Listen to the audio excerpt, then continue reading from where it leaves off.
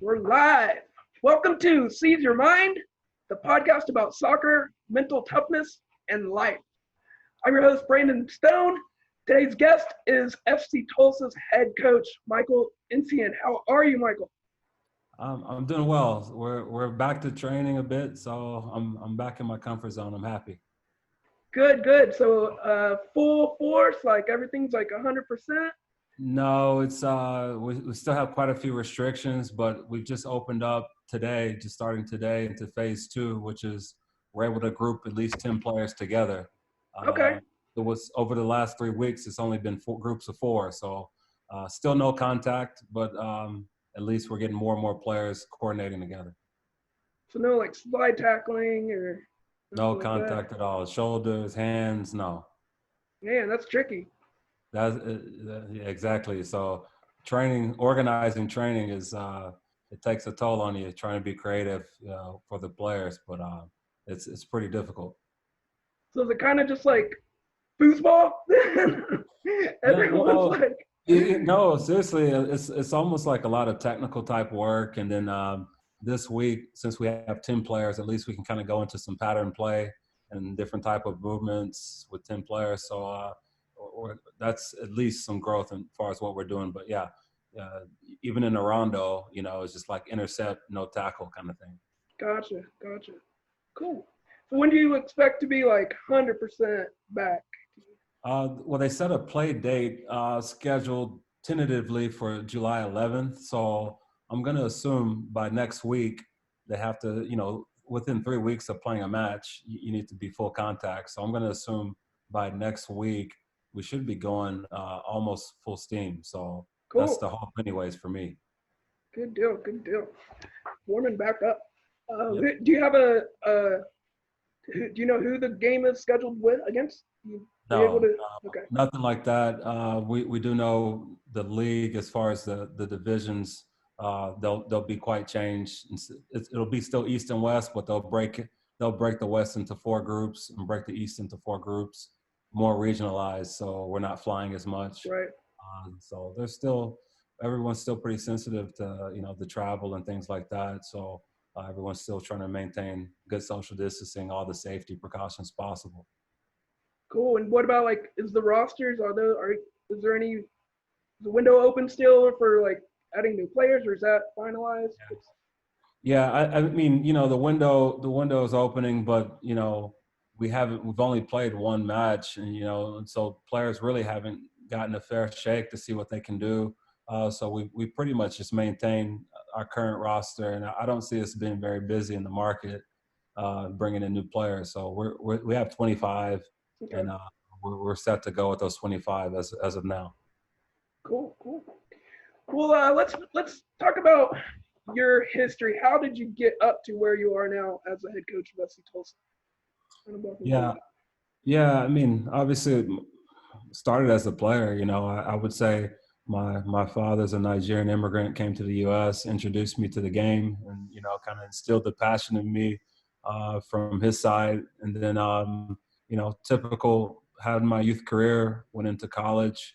I would say from college on to trying to break into the professional game, and that time in early 2000s was pretty difficult. Not that many teams as there are right now. So I think that was kind of the winding road as far as that's concerned. But once I kind of broke in, I had, just like anyone, the adversity that I had, and then had a few injuries, things like that, and started to start a family. So I wanted something a little bit more consistent. I always felt like I was going to be a coach. So that's kind of how I got to that point.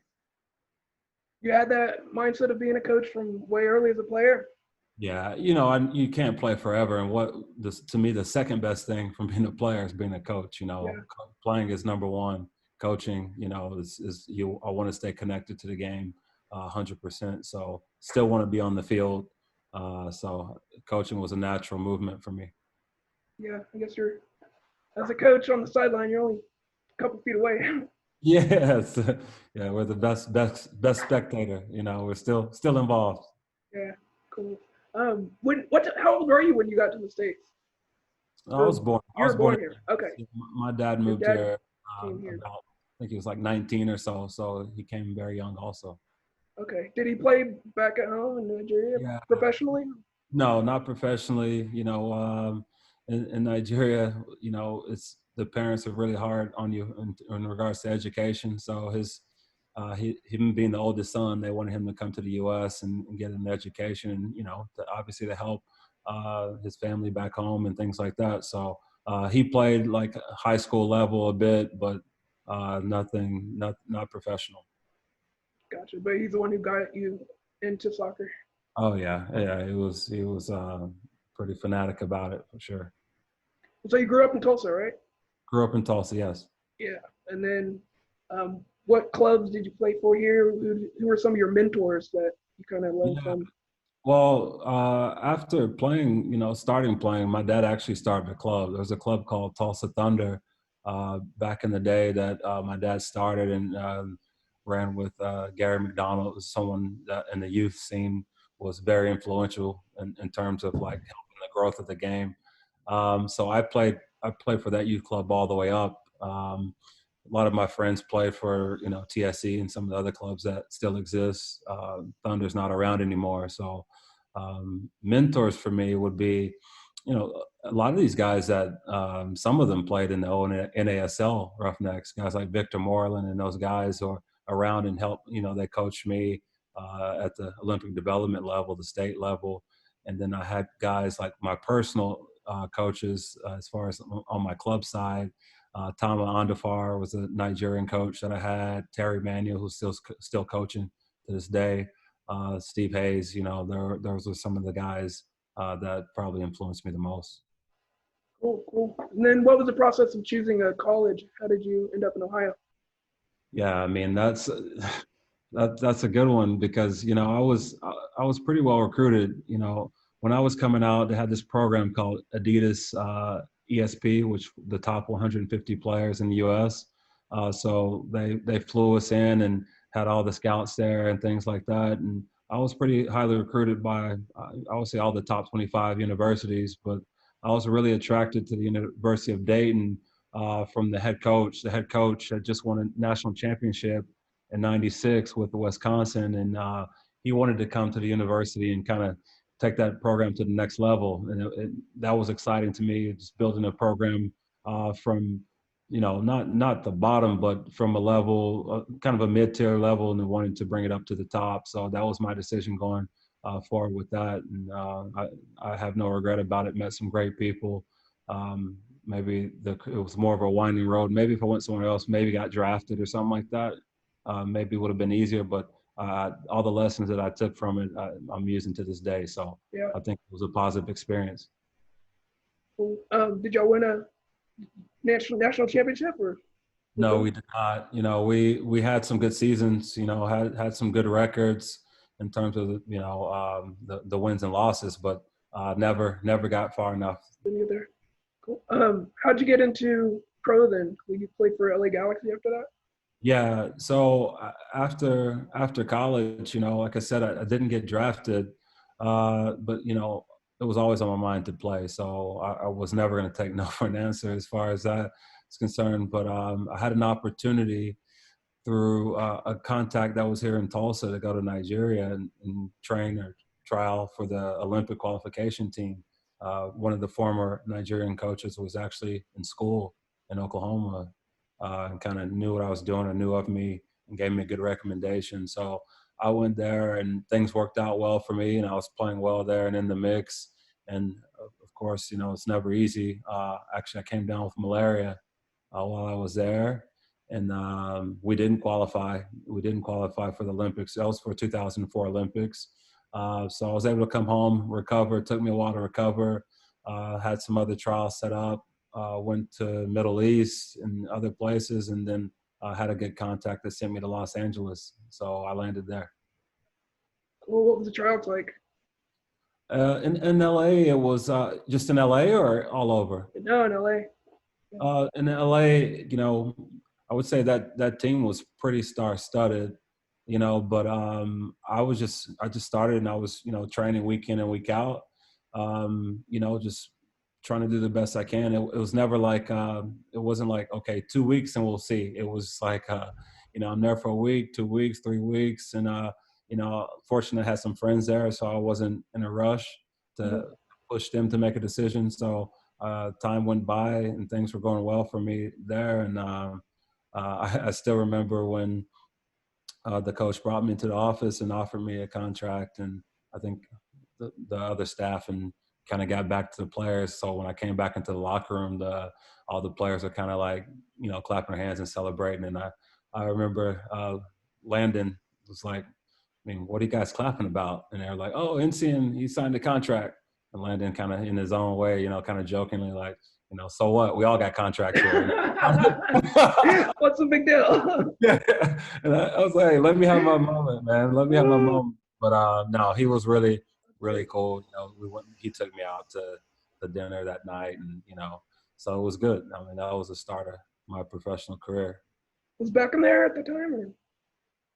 No, that's actually another good joke that I have. So the next year, a new coach came in later. Frank Yalla had come in, and I kind of make this joke that they sent me out. I got sent to Portland, and I told everyone that they had to clear up some of that cap space, some of that money for Beckham to come in. So I was on my way out when he was on his way.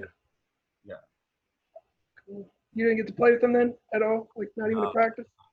No, I did not. But I had quite a few of my friends were still there during that time. So I mean, I hear nothing but good things about him as far as being a professional in that environment. Cool. Speaking of being a professional, where did your work ethic come from? Like you said earlier, I won't take no for an answer. Like where did that drive come from?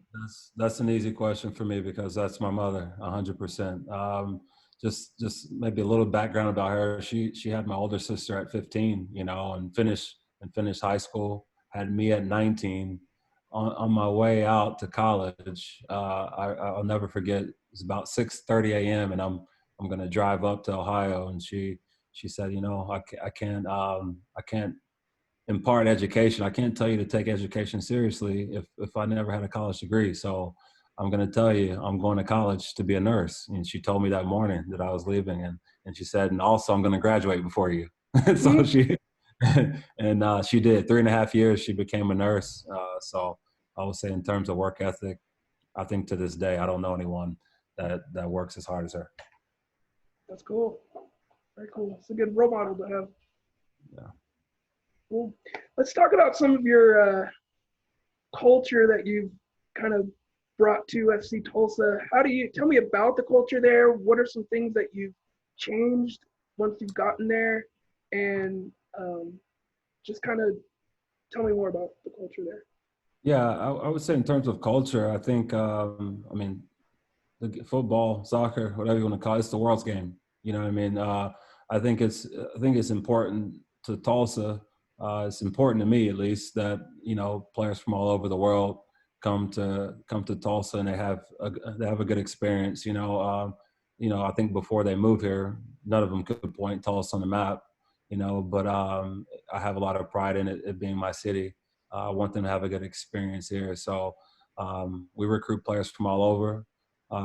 When they come in, it's important to us that they can all work together, which, you can see in society today, that's not something that's a given, but we really, our coaching staff in the club, we really have a bit of pride about getting guys from different backgrounds, communities, religions to come in and, to go the same direction.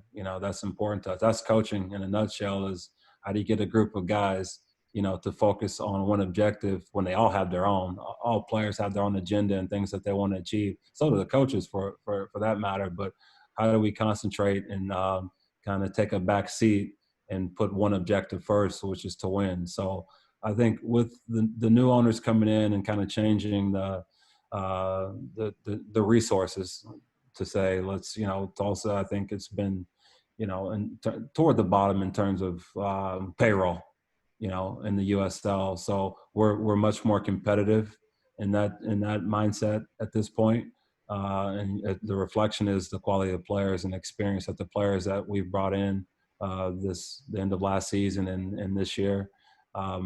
So I think on day one, it's how do you change that mentality that, and they've done a rebrand, but to make it stick and to create a new, not just new jerseys, but to make that brand mean something is trying to get it right from the beginning. So I was involved on the Roughneck side, and it was great. It was a great learning experience for sure, and the opportunities, I'll be forever thankful. But on the FC Tulsa side, it's okay. This is the brand. We want that brand to be top class in the USL. We want to have results, and we want top players to get it done. So, how do you want to play? Oh, I want to play like this. These are the players that I need. Okay, let's go get them. And sometimes we compete and we lose, and sometimes we compete and we win in terms of recruiting players. But this offseason, we were pretty successful in bringing in some elite players. So that's where we've been since preseason. We had to take that pause in the season, but we were off to a good start, and we've created a good mentality and environment that the players are on the same page. Sounds like it. It's good. How do you go about recruiting people from all over the world? How does that work? Yeah, I think the world's become smaller because of technology. Just like me and you can sit here and talk. I can do the same. Watching players, I can communicate with players like this. That's important to me. There's a ton of players out there that have good interest in coming to the U.S. and playing at this level to get exposure for other markets or just playing in the U.S. at a high level. So recruiting, I have some connections in different places and guys that I trust, and they might send me some players, and sometimes I'm interested.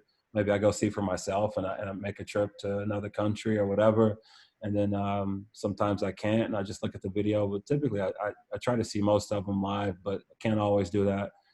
Then you just try to have conversations over the phone or look at someone like now, just to get a genuine feel of, okay, I mean, there's a lot of players that can play. Are they a good person? Or do we hit it off? What kind of vibe do I get from talking to this person? Are they going to buy in? Are they just kind of have their own plan and they're not going to, fall in line in terms of what you're trying to build at FC Tulsa? So you just try to recruit and get a background from past clubs, or it is a really small world. Sometimes I'll talk to someone. Oh yeah, I know someone that was at that club that year. I'll call them, and then you get all this information about how they were in the locker room, some disputes they might have had, and how they either didn't overcome them or they did overcome them, and you learn a lot about players by asking, trying to figure out and dig deep, and do your homework. Cool, interesting. It's a lot of HR type stuff. It sounds like. Yeah, you have to be all parts, man. It is. It's. I mean, I don't have a bunch of scouts on my payroll and things like that, so I do have to kind of do those things on my own. But it takes an amount of trust from other people also. Right. And I'm sure with it being such a small world and the internet, there's probably like information overload. So kind of having to dig through all the noise is probably difficult too. Yeah, I mean, it happened to me a lot early on. You get bogged down. I get so many contacts today that people reach out to me and send me video, things like that. People have no idea. They found my email address or Facebook or Instagram, something. So sometimes it's like, okay, I just can't. I just kind of go with the certain little circle that I have that I trust, that I get information from. And then once in a while, I'll look, if I get some time, it's like, okay, I've gotten a few emails. Let me try to catch up and see if there's anything that catches my eye. Sometimes like, that's not bad. Bring a guy in on trial and see. And other than that, it's like, okay, delete, and sometimes it works out, sometimes it works out. And I do respect, I was in that position. So I respect players genuinely trying to say, hey, whatever I can do, if I can get a contact, I'm going to reach out and I'll get there. I don't care if I have to drive and sleep in my car, So I do respect that as a former player. But being on the coach's side now, I also understand that, you do have to manage your time properly. That's cool that you were in in those shoes as a player, so it gives you better insight as a coach. And I assume Yeah, you can 100%. really feel where they're coming from. Yeah.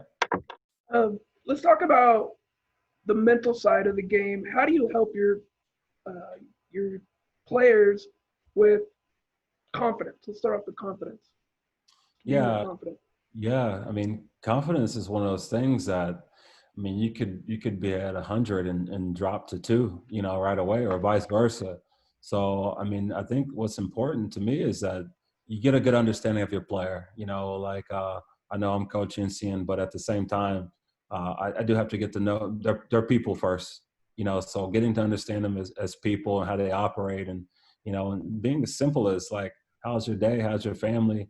And I mean, that's enough information to let when someone answers that genuinely, what kind of mood they're in, and when you're genuine about that, you understand how that affects their behavior in their day and how they're playing.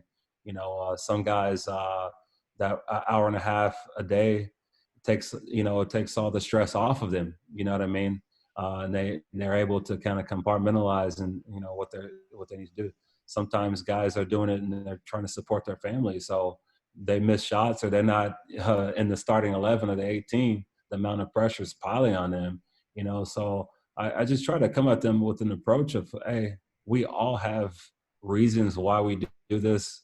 First and foremost is because we love the game, and then and then life happens, and then we have responsibilities, and those things weigh on us as far as pressure. But I just try to get them to reflect on, remember why you started. You have to have love for what you're doing. So when we're out on the field, we're working hard, but at the same time, you have to have that joy and that passion. So whatever pressure that's on you from all around, from how what happens in life, just try to release that, and love what you're doing in that hour and a half and get the most out of it. And then at the end of the day, I'm going to pick 11 players and 18, for the bench, and either you can't control that. You can work hard and things like that, 100%. And then I try to have my best judgment and I make decisions, but you can't beat yourself up constantly about it. You just have to be ready when your opportunity comes, and that's what happens. A guy gets injured, or all of a sudden I say, you know what, I'm going to go with this guy. If you've been bogged down for a week, about what's happened to you over 4 weeks, that opportunity comes, you know You're not what, ready. you're not ready. You did yourself a disservice. So it's like, hey, you never know. And my assistants are they're good at that also. Hey, because I'm telling them, hey, keep this guy plugged in. He's doing well. I see an opportunity coming from them, and then they're, but I don't want his form to be dipping because he's not playing. Got to keep him. Let's keep these guys encouraged because you never know. And and we're pretty conscious and intentional about trying to keep guys motivated, staying in touch with these guys, because just like they do, I have a responsibility to win, so I have my own pressure that comes with being a coach. So sometimes I've tuned out and I haven't spoken to a guy in a week and a half or whatever. He's probably thinking, I don't know what coach thinks about me, so me and my coaching staff, we try to be intentional about being in contact with the players. Has there been a specific person you can remember that their confidence started to dip and you had like a heart to heart with them and they came back?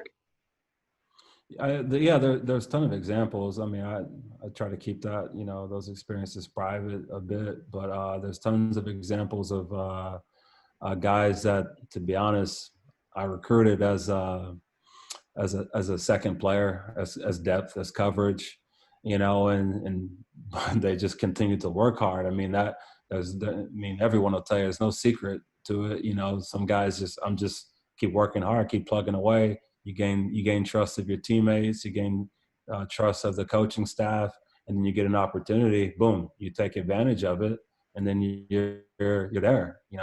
And hey, it can happen just as fast the opposite way. Maybe you've been working hard, and then you get that opportunity for whatever reason doesn't go well. Then it's like boom, you tumble. How do you bounce back? Is it a long bounce back, or on that Monday after the Saturday match? Are you upbeat and wanting to go at it again, or did you feel like you fell on your face and it's going to take me weeks to recover? I mean, that's the mental side of the game that players, the sooner the better they find out about themselves, it can be positive, because those are just going to be days that aren't yours. And when the pressure piles up that I haven't gotten an opportunity and this might be my one and only, and it doesn't work out. I mean, how do you respond to that? You know, do you rise to the occasion again, or is it a major setback? On a moment like that, I'm sure people get really nervous. Is there anything you help with their players to calm the nerves down? Yeah, I think everyone has their own things that they do. For example, I mean, for us, we do have a mental therapist on staff. You know, I think this year the intentions are to improve on that and to be more intentional about how we do that.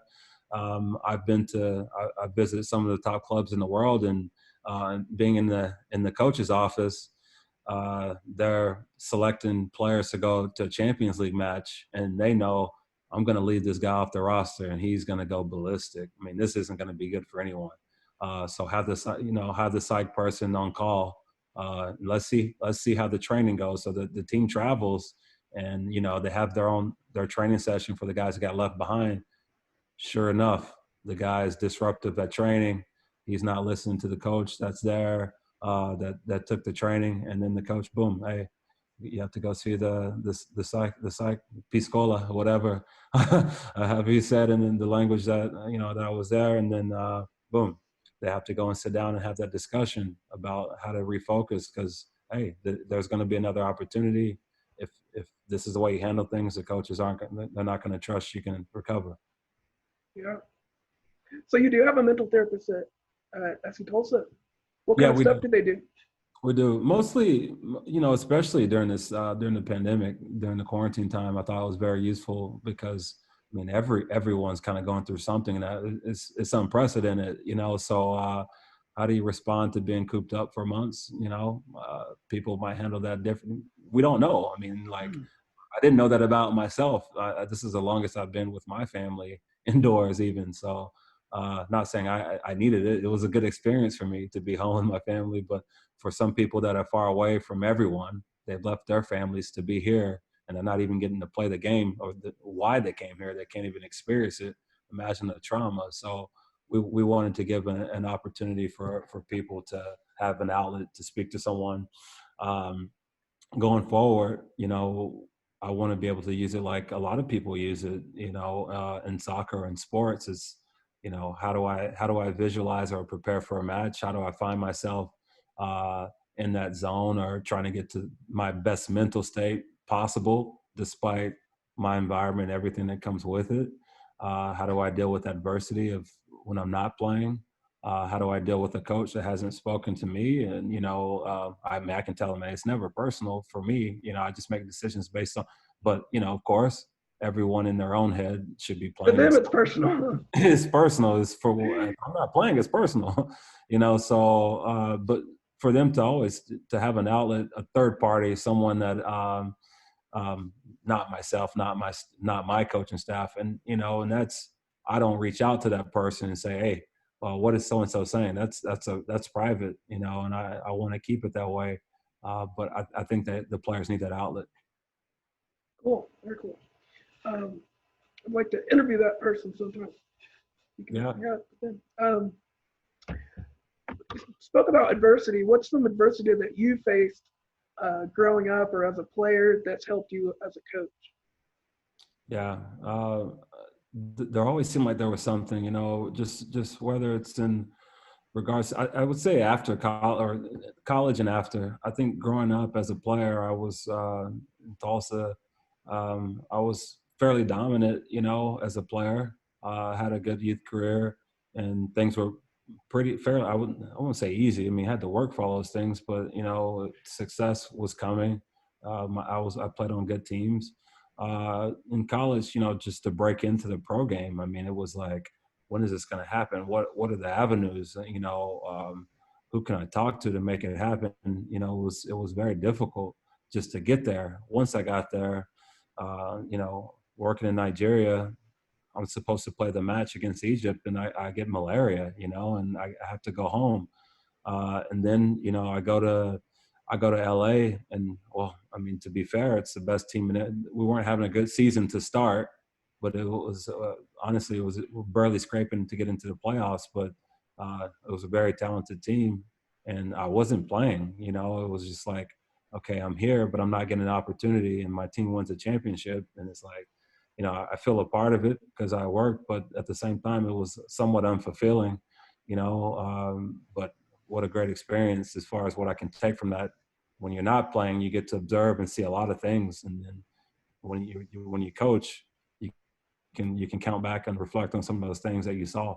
When you're playing, you kind of think about yourself playing. You know, you're a little bit more individual, but More like, yeah, yeah, very narrow blinders. You just do my job, you do your job, so on and so forth. Coaching is more holistic. When you're not playing, you reflect on yourself, everything, you know. So then I go to Portland and things are fantastic. You know, I'm playing constantly. Um, you know, they had decided they were going to go MLS. So they were then boom, they're going to make pay cuts. And I'm like, well, I'm starting a family. I can't really do that.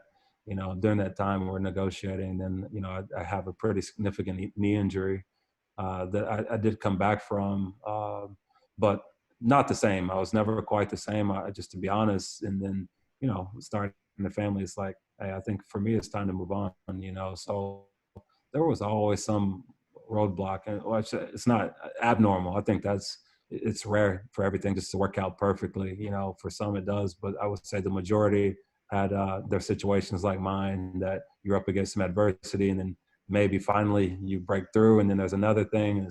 That's life, you know what I mean? And I think that's what's prepared me for coaching, because coaching's a totally different animal. You know, that adversity is everyone else's is also yours. Your players, what they go through, it's your problem. When you play, hey, we could lose, you know what I mean? But I know if I played, and everyone else needs to step up and do their part, you know, whatever.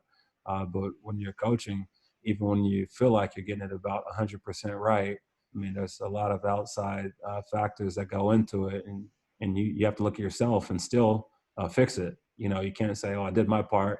I need these guys to do this." No, it's you. You have to deal with the players, whatever they're going through. You have to help them through those moments, or find someone to help them through those moments. So um, it's not individual. It's the whole process. It's everything from beginning to end. you really have to take on responsibility and assume responsibility. Yeah, you have to assume everything that happens, you have to assume, and some of it you have zero control over, but the response to it is 100% yours. You know, even when you're dealing with a player could lose his mother. You know, a player could be getting married and they have to travel. You know, what you have to deal with that. You know, that's yours. So you can't say no, put that on hold. Sometimes it's reasonable. I mean, there's life things that happens that takes precedence. Even when you're a professional player, there's some things that takes precedence. So, that's part of coaching. How do you deal with all that responsibility mentally? I would say maybe life has prepared me for that. I would say during the season, my wife would say I don't sleep very often. You know, when you prepare all week and you want to get everything perfect, and then a match happens, and if you win, you're elated, and then but you have to think about the next week. So boom, or you're dissecting what happened and what can we take from it to win the following week. If you lose, it's like, boom, what did I get wrong? You know, like, why didn't this work or whatever. So it's a constant loop and it never stops.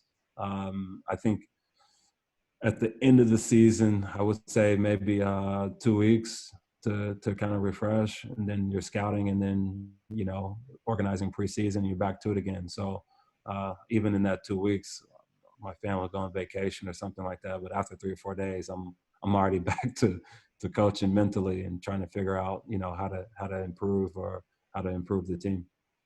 There's constant improvement. Yeah, it never stops. It never stops. So, but that's also the enjoyable part. It's a everlasting process. And maybe at some point when hopefully you've lasted long enough in the game, you get to go back and reflect and you get to reminisce about those things. But until then, you're deep into it.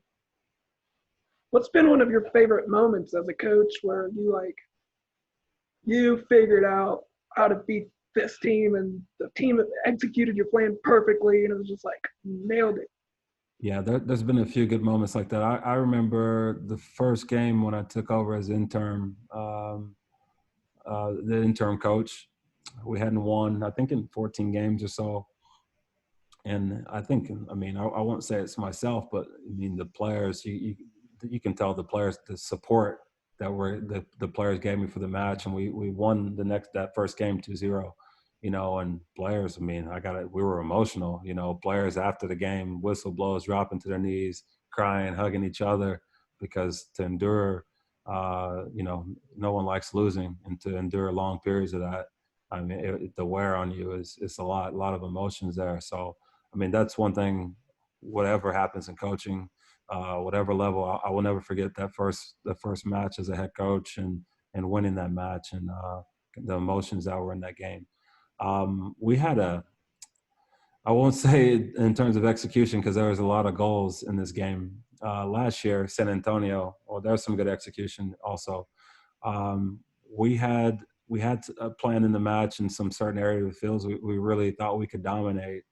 And we came out in the game, I think it was a minute into the game, we scored from a build-up play that was probably 20 passes or so, and finished with a great goal. I mean, just like we've been doing all week at training, you know, and it was like, wow, that was fantastic, you know. And then 10 minutes later, same thing, pass, players get into the positions that we wanted them to get in, boom, goal. Again, up 2-0. Then after that, you know, I don't think we had been in that position that often. We're up 2-0 and coasting so early. So that was a new problem that we hadn't had. So managing the lead. So we actually, this in the first half, they scored two by the time it got to the 30th minute, maybe 25th, 26th minute, 2-2. So it was like, oh my gosh, the momentum, you know, had changed. And then we get a PK in the 45th minute, right before half, boom, to go up 3-2 again. And then, no, sorry, that was the third goal. They were up 3-2, and we scored to tie it right before half. So we were kind of on the ropes. I don't think, if we don't get that goal right before half, I mean, we lose 5-3 or something like that. So we went from 2-0 up to 3-2 down, all in one half. Boom, we score, make it 3-3. And then there's this weather delay. I mean, I think it's Tulsa, right? So there's some tornado or something, you know, that comes. No, tornado, lightning, who knows? Always. I think every time we had a game at home, there's something. But it was like an hour at half. I mean, the break that we took, and I think the other coach was like, I think at that point we scored and the momentum was us. And I think he was like, hey, we should call it. We're never going to get this game done. And I'm like, no, we should play it. You know, we're kind of jawing back and forth. And then the referees agreed to wait it out a bit. And then we started the second half, and we played the whole half, and we're going back and forth. And we scored in the 87th minute to win the game 4-3 at home. And we just went crazy, man. I mean, I'm pretty sure I was there. yeah. I remember that back and forth. Yeah, Freddie scored, ran over, slid about 25 yards. I think he almost took me out. I had to jump over him, and we piled on top of him. That was great game. Awesome. What have you done to make things more fun in training? What are some tips or advice you could give other coaches to keep things fun? I think, well, at the professional level, I think a lot of these players are driven by, you know, competition. So even though right now we're in a non-contact period, you know, we don't have a game, the pressure of a match is not there.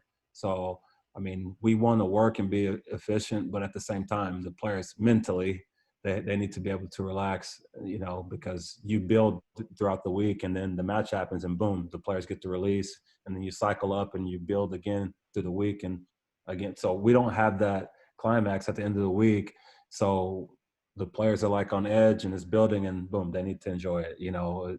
So for us, the players are enjoying it right now. We kind of do some stationary work, or we're kind of rotating, and they love finishing and scoring goals. So their groups are, we kind of rate what the goal scoring, you know. So if it's a 6-minute station, how many goals do they score? The GPS load, the players wear the GPS, and we rank the groups, who's working the hardest, and I mean, that's when you know you have good people. When you can raise intensity by counting goals and work ethic, I mean, you know you have a good group. And then sometimes you just, as a coach, you just have to show your human side. You know, I think that's important. Sometimes I'm sure that they get sick of me saying 2 yards here and move here and open your body like this or whatever. Or, you know, sometimes they just need to see you relax and be a human and joke around with them. And, you know, today, before we had it was pretty hot today. We had a pretty good session work wise, and then they had a gym session right after. But in between that time, I'm there. There's some guys are crossing the ball, and I'm doing finishing with some of the players, and you know, I'm hitting some well and not some well, and they're giving me a hard time. You know, I mean, those are the things that I think those are the things that we all remember. Our players remember is like having banter back and forth with the coach and your teammates, and those locker room moments, and of course the emotions and the ups and downs, but it's important that you have fun. I think I was honored to go. Todd Bean, have you heard of Todd Bean? No. Todd Bean, he lives in Spain in Barcelona. He married Johan Cruyff's daughter, and he basically worked in, you know, the Cruyff Foundation, the school, and he kind of started his own program also. I got to hear him speak about 2 or 3 years ago, and I actually had Johan Cruyff's book. I was reading his book, My Turn, at the same time, and I'm not kidding you how these things work. So I'm coming down the elevator to hear him speak. I don't know what he looks like. So I'm coming down, and he's like, "Hey, are you going to go hear this guy Todd Bean speak?"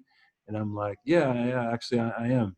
And he said, why don't me and you just skip this whole thing and go get a beer, you know? And I just kind of started laughing. And he's like, what book you reading? I had the book with me, and I didn't think anything about it, that, you know, he's the son-in-law to, you know, to Cruyff, but he said, and I said, oh, My Turn by Cruyff. And he said, I mean, I can see his face change, and he kind of got emotional because Cruyff had died by that time. He had passed away.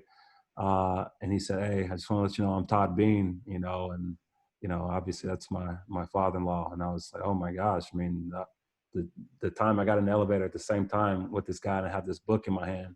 And I'm like, I'm just one of those guys that, you know, when sometimes things work like that, I'm like, I was just supposed to meet you here. So maybe I think maybe can you write something inside the book and on behalf of on your father-in-law?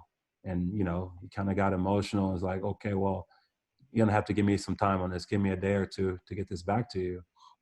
So he spoke that day. And then the following day, you know, he called me up. He's like, hey, is Michael here? I have your book, you know, and I took the book and I read it, and it said it literally, if it's not fun, it doesn't make sense, you know. He's like, and those are the words that Cruyff would tell everyone. If it's not fun, it doesn't make sense. So that's for youth players, 100%. They're there to enjoy themselves. It's not about the coach's ego and what the coach wants. Of course, we're here to develop players and things like that, but it doesn't have to be anti-enjoyable. And it's no different on the professional side. I mean, we kind of have objectives that we need to meet every week and the criteria of training. And we're under pressure to win matches, but you have to find moments to enjoy it, or it's not worth getting up for, you know. So I take that to heart. Things are going well, things are going poorly. You know, you have to reflect and remember why you do it, and you have to have fun doing it. What a serendipitous moment, being able to meet him on that elevator. Yeah. Speaking of having fun, I have on my wheelchair the letters HF, just it's like little 1-inch letters to remember to have fun. HF. Wow, that's it, Always man. have fun. That's it. That's it. Um, well, tell me about how you develop leaders within your club. Yeah, I think what's important about leadership, especially modern leadership, it's less hierarchical. You know, it's shared. And I've been fortunate enough to go. I've read some books and, you know, some great leaders, and I've heard some great speakers on leadership, and they talk about, you know, the difference between an army, and not to say the army is not fantastic, but the difference between an army and the SEALs. You know, the Army has someone, you know, at the top that's a captain or a leader, and they say we do things like this, and they go about it. And if you're a SEAL, it's smaller, but the leadership is it's more level, you know, and you give people opportunities to take part in that leadership. So although I'm the coach and I make the final decision, my coaching staff, they'll tell you I ask them their opinion. I want them to be honest with me because it's part of their development also as coaches to, and so they take sessions and sometimes what's your honest opinion on doing it this way? And they can, no, you're crazy, you know, whatever, or no, we had it right the first time. You know, I think with players, it's the same. I mean, I think to listen to them and see what they say. And sometimes, you know, it could be totally off the wall, or sometimes it's something you didn't think about. But I think giving it the opportunity and encouraging people to speak their thoughts, speak their mind about things and situations, to make them feel confident in their environment about discussing things. And then if it's a safe zone, people do that more and more often, and people emerge. Um, with our team, I definitely asked or found out, you know, we have 25 players. 6 or 7 of these guys have been captains where they're from, you know, in their own teams or even national teams. Who should who should wear the armband for us? You know, the armband. It's not quite a formality for me. But there's some guys that weren't going to wear it. I have a captain and a vice captain, so the other 4 or 5 guys that have had that experience and that want it aren't going to get it.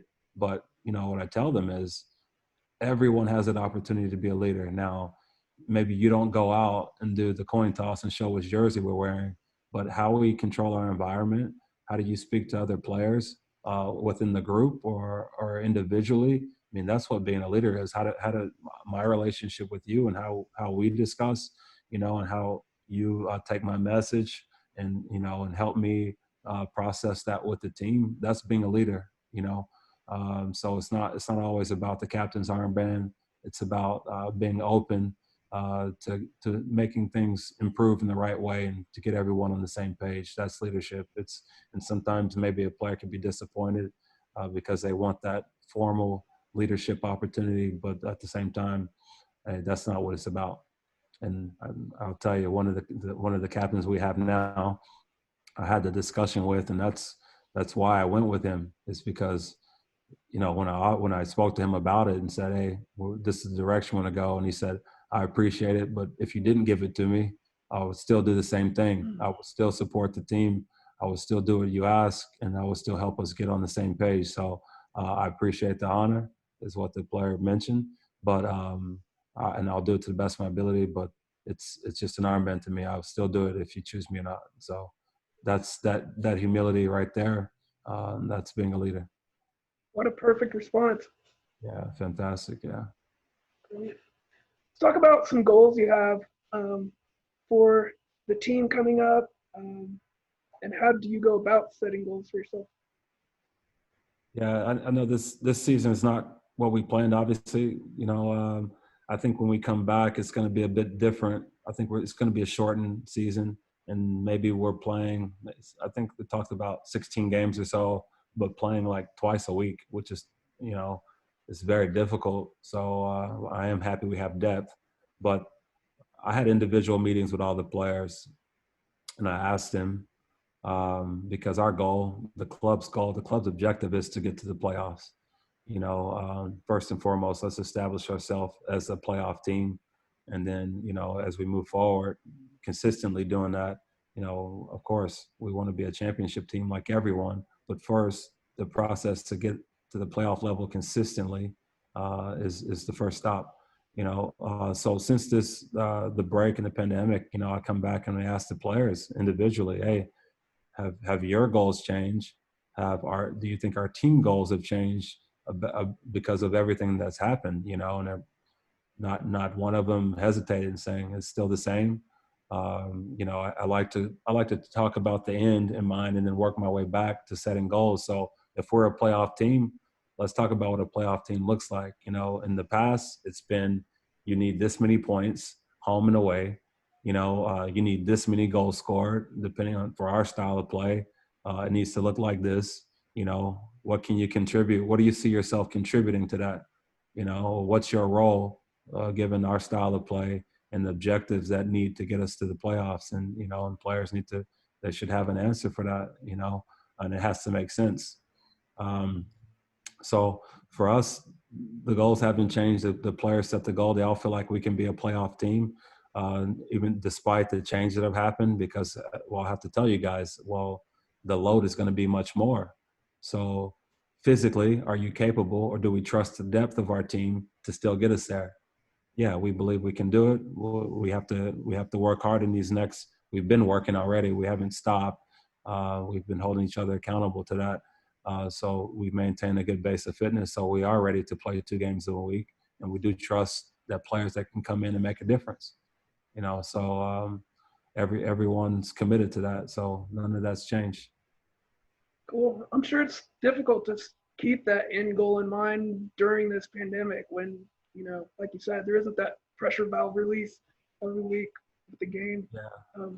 Yeah. You know, I've mentioned that to the players, and I said, imagine not, you know, being a professional athlete and going a year without playing.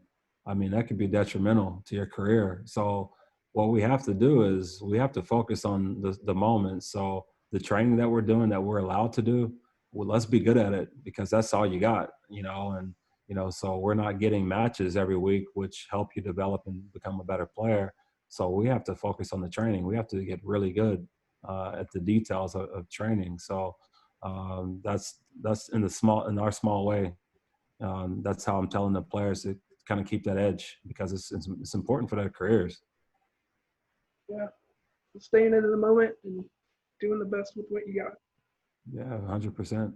I know, because me, I'm not as active as them, and during the quarantine time, the weight and my body's hurting. You know, getting back in coaching, it's like, man, it's like you know, you really I value that time I get to spend on the field with the coaches, because that keeps me in decent shape. You know, so when I'm not doing that, I'm like, man, I got to coach forever, because it's not easy. You know. Yeah. Last question. What word of advice would you give your 18-year-old self if you could go back in time? Wow, that's a good question. You know, just the way of life has gone, the way, you know, it is for everyone, the difficulties that come with it. I would say just to be brave, to be humble, because sometimes things come, sometimes things can come easy, and that could be great and fantastic. Never get too high, never be too boastful, never celebrate too long, because there's always adversity around the corner. And when that adversity comes, don't be too low. Don't let it affect you that you can't get around the next corner again, that it holds you back. So it's to keep moderation. So things are going well, keep going. When things are going poor, keep going. You'll have time to live in those moments and enjoy those moments. But I think it's important to not get caught being too high or too low, given any situation in life. Love it. Very great advice. Michael, thank you so much for being on the podcast. I've loved it. I've had a great time getting to know you a little bit better, learning about your background and your values and what all you stand for and what all is to come.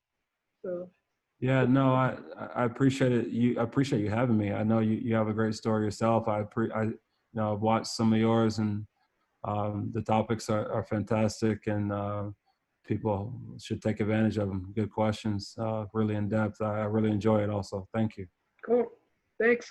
Can't wait to see FC Tulsa this summer. Or this summer, yeah. Whenever they start back. Yeah, hopefully July 11th, there's a date there. So looking forward to it. Cool. See you right. All right, take care.